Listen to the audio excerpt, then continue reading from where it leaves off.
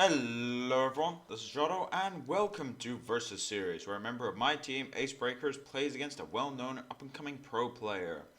I am aware that this episode is ridiculously late. I have been incredibly busy with Goblins and Gnomes stuff, and also Jaina patch stuff for Heroes of the Storm. And on top of that, there won't be one next week because then it will be a base set versus series in Goblins and Gnomes, which is going to be really weird. But anyway, so the two players on for this week are Dapperatchik from Acebreakers, and he'll be playing against Karlis, who has recently joined Luckydraw. So, mind thing first, Dapperatchik sent me a replay which was completely corrupted from what I can understand. Well, it wasn't corrupted, it just was unwatchable. And fortunately, this will not be a thing anymore because the next versus series I'm doing is going to be live commentated and we'll be using the spectator system, hopefully. Which means we will not have to deal with random stuff like this anymore, and I can actually use the in-game one, which from what I can tell is very good.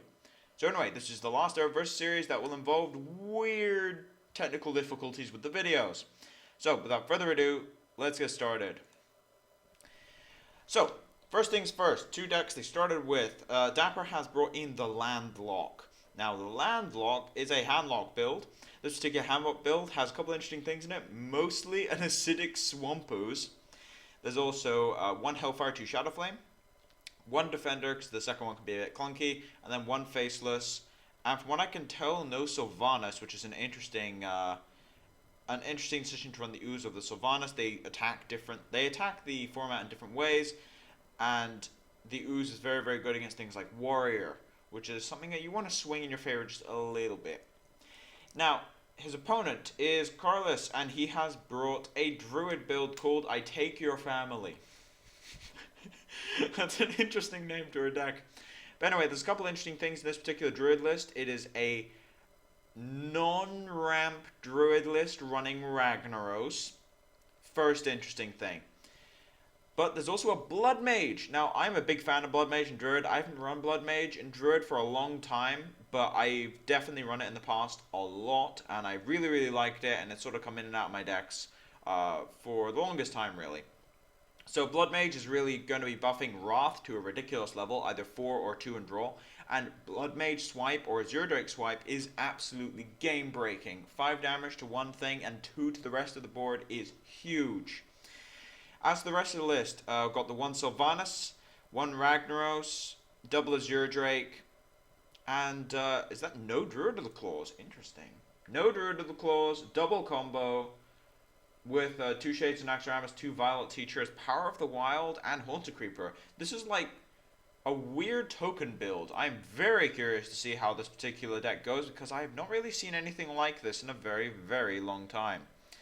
But anyway, I would say onto the mulligans. However, we only have one perspective, so onto game 1. Opening hand here, you send everything back that isn't the Shade and the Wrath. Unfortunately, we do not have Dapperatchik's point of view because it was fragmented in 2, and it's problems with Max and OBS. It just doesn't work. I don't know why, but they haven't made a version that really works properly, so as a result, every single time I get Dapper on for Versus Series, something goes horribly wrong. However, not anymore because I'll be doing the recording myself. Innervate top deck for that Shade is pretty insane. I would definitely go for it because you can go Innervate Shade, Coin Shade, which is just absurd. So let's see what Dapper has in response here. At this point, you assume you're playing as Handlock unless your opponent just had the single worst Zoo opening hand, I think even possible. So I should imagine we're just going to see Coin Shade here. I think I would have preferred the Shade. I don't know, it's debatable. I think what he's doing is he's saving it so he doesn't get blown out by Shadow Flame, which I could definitely see, but I still think I prefer the Shade. I mean, now he can go 3 and then to Azure Drake, then he has a better curve, but I still think I prefer Shade there.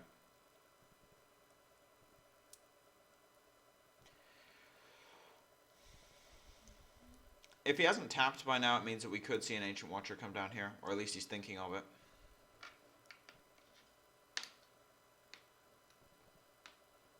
Not much to talk about when you only have one hand. By the way, in terms of set review stuff, I'm recording another part today and then the rest tomorrow. So those will be up at weird times, but they will be up at some point before the end of the weekend. I will also be doing a pack opening video when Goms and Gnomes comes out.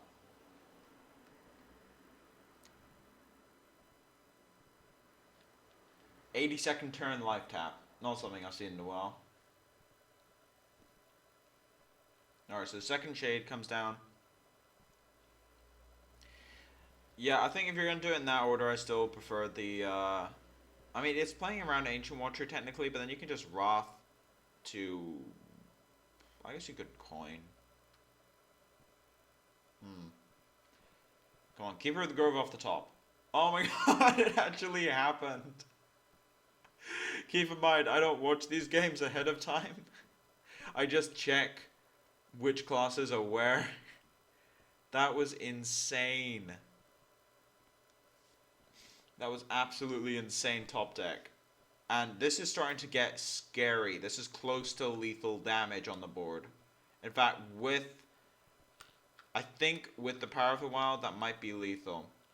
Maybe not anymore. 6, 7, 8, 9, 10, 11, 12, 13. And then +4. Yep, still got lethal.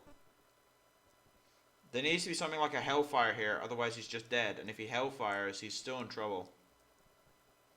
If he Hellfires, he'll still be taking, what, only 3 less damage, so he'll go down to a ridiculously low life total.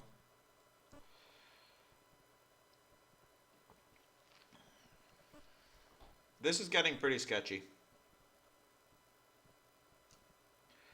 I would not be surprised if the second play takes him a while. I think Hellfire, Soulfire are things we could see. We could even see an Ancient Watcher taunt, although that wouldn't really do much.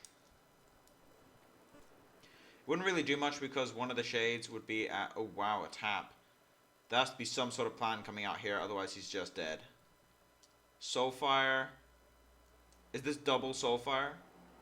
This might be double Soulfire. It is double Soulfire. That is an incredibly costly play there. I think it was necessary though, so he doesn't have lethal. However, he does have an Innervate and a Wrath, which you'll probably use so he doesn't lose the board. There's a couple plays here. You can go Azure Drake, Innervate, Wrath. There's the Fawn. I think your opponent just discarded Siphon Soul. And a Defender of Argus though, so is there a risk here? I think taking the trade here is fine. And then just saving the Innervate for a possible turn 7 win. Turn, not 7, 6, because he has coin as well.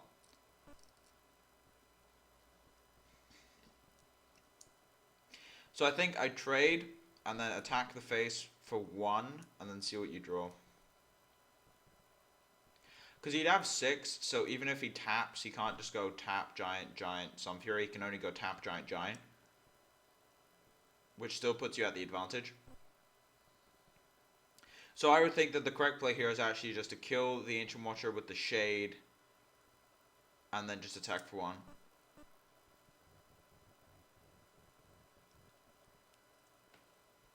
Debating the Power Word, not Power Word Shield, the Power of the Wild.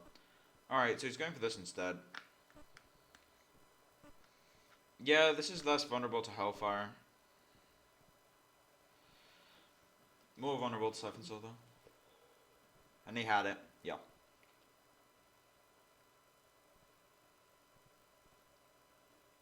Wow! If he hadn't used the Innervate, he would have won on that turn. If he hadn't used the Innervate, he would have won right there. That would have been a turn 6 Force of Nature Saboteur combo to win the game. That might cost him. I don't know if it will because he's still in a very good situation, but he has to wait 2 turns before he can put this out. I think he's just realized as well. If he just traded last turn, he would have still had the Innervate, and then he could have gone Fawn, Innervate, Coin, Saboteur, and he would have just won on the spot. We'll have to see how he plays this. Yeah, you don't want to attack with the hero because then he can actually just go hero power into giant taunt. You really don't want to be playing against that right now. But this is where it's getting slightly sketchy for the druid player. He needs to wait for 2 turns before he can combo. Needs turn 8 with the coin. So slightly sketchy situation. Was an interesting choice not to Power of the Wild, but I can definitely see why you would. He can't go giants here. Alright, so he didn't play a giant, which means he either doesn't have a taunt enabler, or he just doesn't have them. Alright, so this is going to be a snap Power of the Wild here, I should imagine. Easy Power of the Wild. Yeah, you hit it just in case you don't want to combo next turn, but I think you will.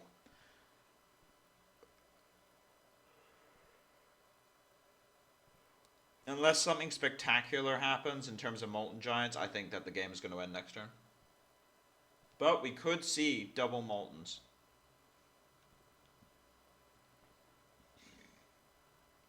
Not very likely, but we could definitely see it.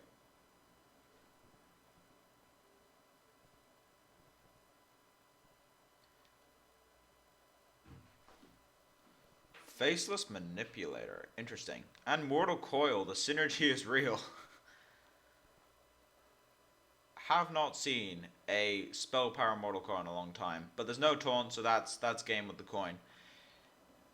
Yeah, that was a pretty one-sided game. Mostly from the ridiculous opening of Double Shade. And there was just no real response. There was a slight bound of removal, but it wasn't enough to board wipe. So that game ended up snowballing and the combo just came through to win the game. So anyway, Karlis takes game 1, and the response here from Dapper is the Haste Hunter, which is a play on Face Hunter. Now, this particular Hunter deck is unique, like most of them are. This one's running 1 Flare, double Freezing, 1 Snake, 1 Ironbeak Owl, and the single Unleash, along with the double Belcher and double High Mane. So basically the way it tends to work is that every single Hunter list is different, because there's no real best Hunter list. It's kind of just which one you want to be running, why and when. But this particular one is running the single Flare, knowing that you're playing in a format where you don't really need double Flare because you can always ban Hunter.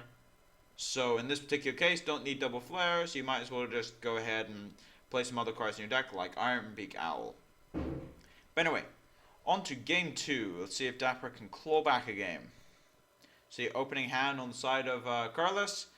If you're against a Hunter, you pretty much want to keep everything that isn't Savage Roar. Loot Hoarder trades, Power of the Wild trades, Keeper kills a lot of stuff. Hero Power is very handy in this matchup. I would say that the Druid is slightly favored if they have Druid of the Claw in their deck. I think that because he doesn't, I don't think he has Sludge Belchers in this list either. I think Hunter is favored. The only really good card in the matchup is the Keeper of the Grove. Alright, going for the Panther there, because otherwise if he has a Death Rattle, he just kind of eats the Loot Hoarder for free. And then he tempos you out, and then it's just kind of bad. We could see double Death Rattle here, or even a Freezing Trap. Single Death Rattle. I don't think you... do you trade? No, I don't think you do. No reason to trade, really. We're going to see a trade here from Karlis, and then a Loot Hoarder. And then next turn, not really anything, just a Hero Power. So that's a bit of a sketchy turn. We could see a Houndmaster. That would be brutal. Animal Companion would also be really bad. Knife Juggler is also pretty miserable. Actually, no, he didn't go second, so we can't see the Houndmaster. Missed the Loot Hoarder. Probably really hoping for that to go ahead and hit that Loot Hoarder, then he wouldn't have to lose his Beast, and he could keep up Kill Command and Houndmaster for next turn. That Wrath is one of the best timed Wraths I think I've seen in a while. You need to Wrath there, I think. Because next turn, the Keeper has to be either silencing the Undertaker or killing it, depending on whether he triggers. and then you have another keeper on the turn after that. So you need to Wrath this Knife Juggler.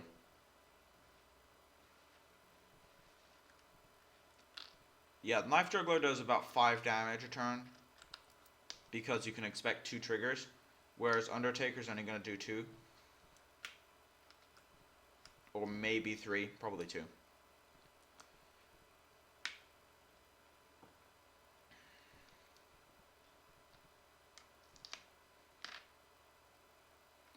So let's see what kind of play he's got here. 1 Death Rattle and maybe a Hero Power? Yeah. So second Haunted Creeper comes out here. Haunted Creeper is incredibly annoying for a Druid to take care of. It's incredibly annoying for everyone to take care of, let's be honest here. But we should see a Keeper of the Grove come down here and just silence this Undertaker. Stop it from doing anything. You've got a second Keeper and also a Force of Nature in terms of aggro stops.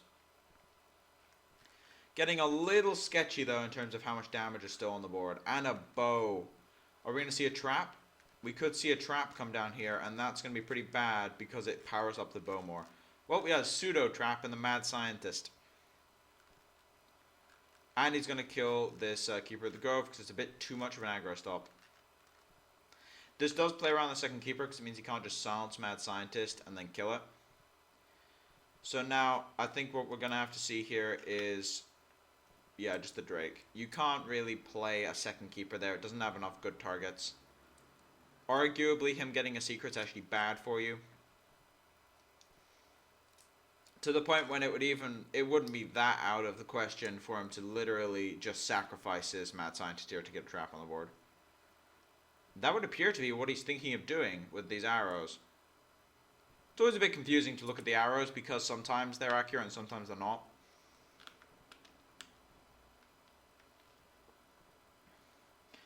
So he's going to probably sack in the Undertaker here because the Haunted Creeper is...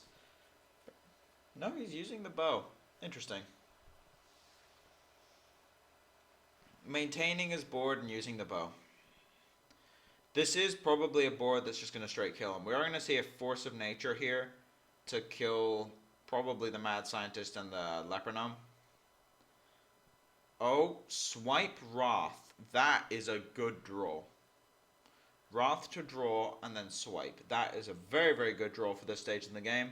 He's still taking a lot of damage though. I'm not sure if he can stabilize from here. I think Dapper has probably got this in the bag. He's going down to 8 and then he's going down to at least 4. And if there's a kill command, he's straight dead. What was the top of the deck? Web Spinner.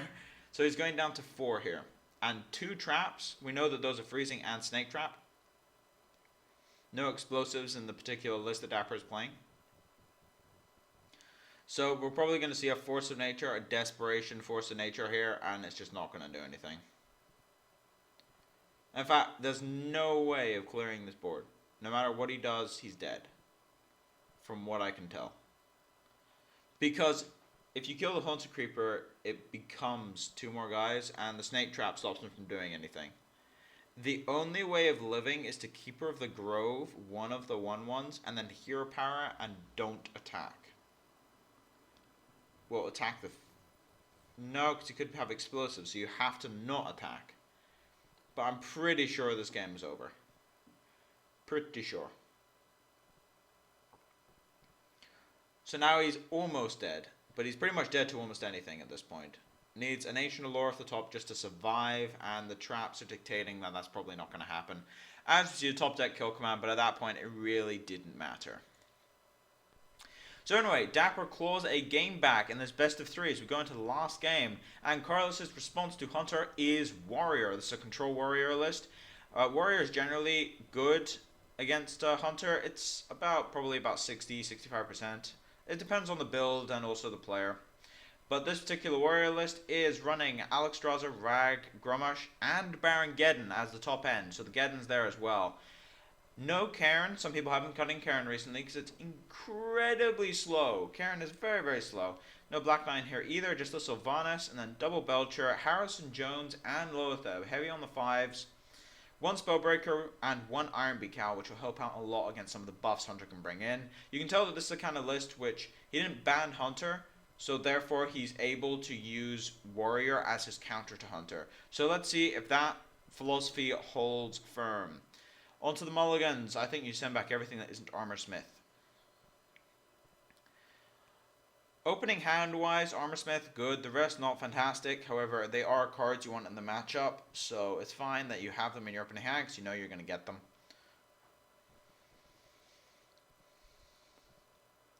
The series has been pretty fast-paced so far.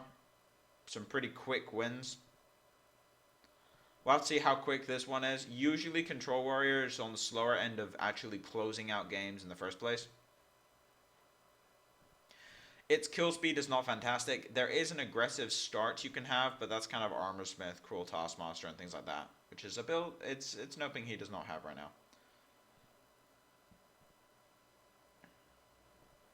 That shield block, shield slam is going to be pretty handy. Is there a death rattle? There might be one. This looks like he's deciding which death rattle to play here. You'd rather play Mad Scientist against a warrior, that's for sure, if he has it. Haunted Creeper against an Armorsmith is pretty bad. Oh, we could see an Animal Companion come out here. Yep, there's an Animal Companion, and what to get? And it is Leok, the worst one in this situation, by quite a substantial margin, actually. So if that's the case, we're probably just going to see a Hero Power Shield Slam, the Undertaker? Yeah. Leok was the worst one there. Misha would have killed the Armorsmith. Huffer would have killed the Armorsmith. So that was by far the worst one he could have got there.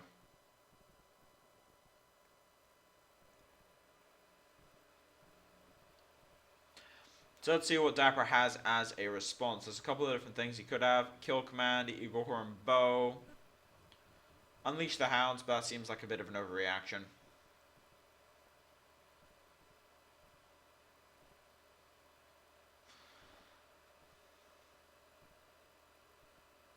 Oh, that looks like a freezing trap if he's put it down there. It could be a snake, but it's most likely a freezing trap if he's played it. Oh, it is snake. So we're going to see shield block, shield slam. So there's a snake trap out right now. That could be interesting. So far, Karlis hasn't really had a reason to attack ever. As far as minions are concerned. Oh, the web spinner bait is real. And that is a freezing trap. That is for sure a freezing trap. So we're going to see a Sludge Belcher come down here and probably, well, he's going to trigger the freezing trap first, just in case it's explosive. He should definitely attack first. Should definitely attack first. Should definitely attack first. Okay, he's just not attacking. So, the question is, how is he going to get around a freezing without it completely blowing him out?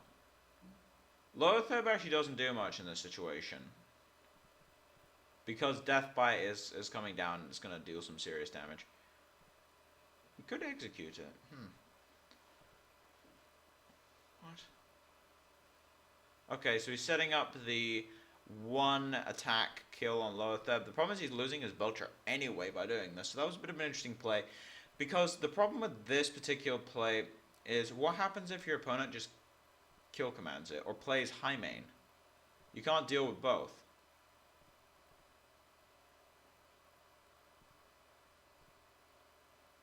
This is interesting. Interesting situation.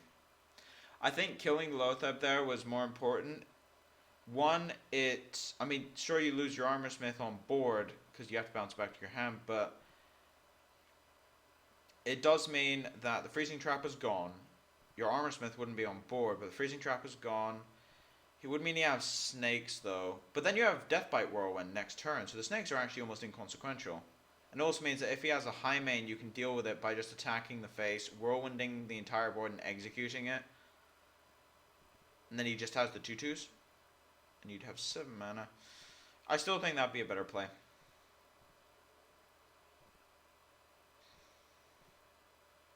It is a bit of a playstyle option though. See Dapper going to the rope. Ooh, and Unleash the Hounds. This could be a kill command. Yep, that's the kill command.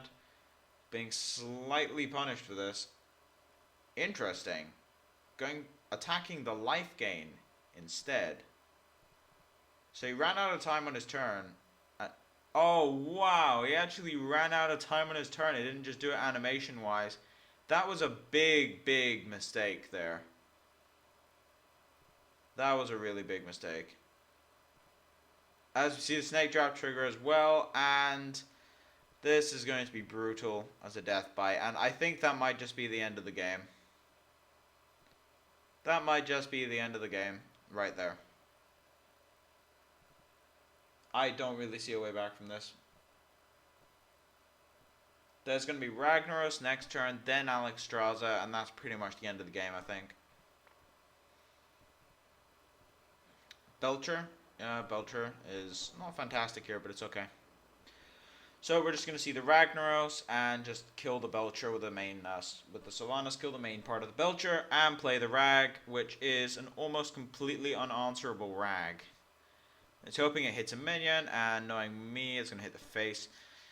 Nope, it actually hit the 1-2. My Rags usually hit the face. It's pretty reliable, actually. I usually play them like Pyroblasts.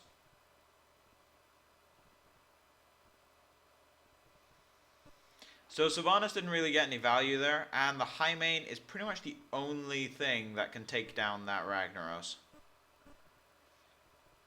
But we're just going to see Alexstrasza come down here, take him to 15, and then the Rag might take him to 7 here. And it does. So very low. 2 lethal threats on the board, a Belcher in hand. I don't really see a way back from this at all. You need something crazy like Hunter's Mark and Unleash the Hounds. Would that even do it? No, it wouldn't. You need Houndmaster, Hunter's Mark, which is not in the deck. So Houndmaster, trade into the Alexstrasza, hope the Rag doesn't hit the face. That is how you don't die. I never said anything about winning. That's how you don't die. The Hungry Crab off that web spinner. That Hungry Crab is doing in some work here.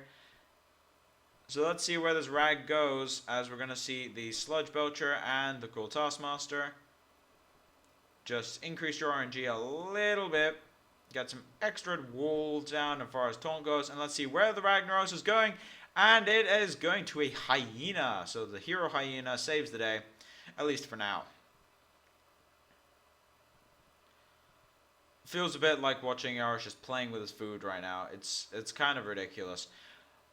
Belcher is one of the single best draws he could have. Its Lotheb has already been used, so that Belcher, along with the other High Main, and there's one other Belcher, I think, are the only really good top decks left. And he got Stone Tusk Boar as his other beast off that web spinner. Really bad web spinner pulls here. I think he might be able to clear this. No, he can't. He can't clear it, but he can double execute. And the Stone Tusk Boar, is the Stone Tusk Boar going to be enough? Can he get the Boar control? Is the Boar control strong enough? It is not. The Ragnaros hits the face, and Karlis takes the final game of the series. But anyway, so Karlis takes the series 2-1. The first game was interesting. I haven't seen a double shade opening like that in a while, and that shade was just ridiculous. It got to 7-7 at one point, I think, and it just got ridiculously large and did so much damage on its own. And it came really close to failing. However, there weren't any other taunts for Dapper, and so the Warlock crumbled. In the second game, it was the other way around, where there was just too many threats on Dapper's side of the board. Not quite enough aggro stops on Karlis's, because he's not playing the 5. He's not playing the 5-drop taunts, which is a big weakness in his Druid deck, because it's being very aggressive and quite greedy at being aggressive. So there's no Druidal Claws and no Sludge Belchers. So ended up not having enough aggro stops and getting run over. As far as the third game goes, it really does show why the Warrior deck is good against Hunter. Just being able to control the board, gain a bunch of life, not really take any damage, and you can kind of deal with high main. And then when you get to the late game, you have Ragnaros and Alexstrasza and Grommet for the increased damage. Output just doing 12 immediately is quite powerful. However, the two main big hitters are Ragnaros and Alexstrasza, because Alexstrasza deals 15 immediately basically, and then you can attack with her. And Ragnaros is just a continuous threat that they can't really silence. They can Hunter's Mark him, but there's only usually one Hunter's Mark in the entire deck, so you can't really deal with all three threats, and it just gets a bit excessive in the late game, and it's pretty hard to deal with. But anyway, thank you all for watching. If you like the content, please subscribe. If you have any feedback, put it in the comment section below. The rest of the Goblins and Gnomes set review will be out over the next 2 days, so stay tuned for that. But as for now, this is Jotto, signing off.